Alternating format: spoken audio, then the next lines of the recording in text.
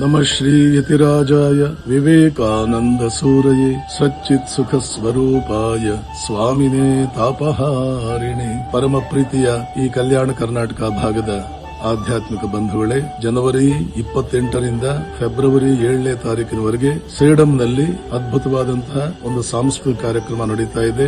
ಭಾರತೀಯ ಸಾಂಸ್ಕೃತಿಕ ಮೇಳ. ನಮ್ಮ ಭಾಗದ ಬಹಳ ಗೌರವಾನ್ವಿತರು, ಬಹುಶ್ರುತರು, ನನ್ನ ದೃಷ್ಟಿಕೋನದಲ್ಲಿ ಭಾರತ ರತ್ನವೇ ಆಗಿರತಕ್ಕಂಥ ಸನ್ಮಾನ್ಯ ಬಸವರಾಜ ಪಾಟೀಲ್ ಸೇಡಂ ಅವರು, ಅವರ ಎಲ್ಲ ಸಹವರ್ತಿಗಳು ಇದನ್ನ ವ್ಯವಸ್ಥೆಗೊಳಿಸಿದ್ದಾರೆ.